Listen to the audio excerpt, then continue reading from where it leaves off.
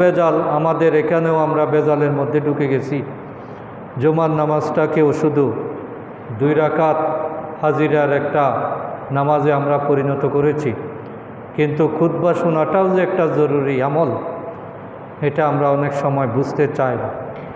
এই জন্য আমাদেরকে চেষ্টা করতে হবে জুমার নামাজের আজানের আগেভাগে প্রস্তুতি নিয়ে আজানের সাথে সাথেই আমরা যাতে আল্লাহর দরবারে হাজিরা দিতে পারি।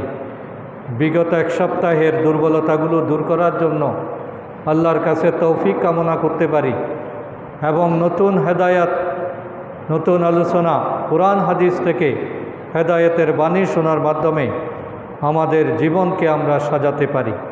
আল্লাহ তাআলা আমাদের সকলকে তৌফিক দান করুন। আমরা সবাই বলি আমিন। মুসলমানদের জীবনে আসলে সংকট সবসময় লেগেই আছে।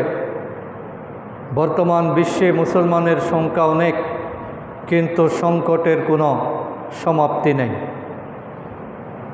আমাদের নৈতিক অবক্ষয়, শিক্ষা এবং সাহিত্যে অনগ্রসরতা, বিজ্ঞান এবং প্রযুক্তির ক্ষেত্রে আমাদের পশ্চাদপসরণ, অপসংস্কৃতির আধিপত্য এবং অর্থনৈতিক অসমতা, সর্বোপরি আধুনিকায়নের মোড়কে নিজেদের স্বকীয়তা ও আত্মমর্যাদাবোধ আমরা সম্পূর্ণ হারিয়ে বসেছি। আমাদের মধ্যে এখন আদর্শিক দ্বন্দ্ব অত্যন্ত প্রবল। ছোটোখাটো বিষয় নিয়ে আমরা ঝগড়া বিবাদে লিপ্ত। অপ্রয়োজনীয় বিষয়ে আমরা সময় নষ্ট করছি প্রচুর। আমাদের জীবনটা হয়ে গেছে এখন ইন্টারনেট কেন্দ্রিক।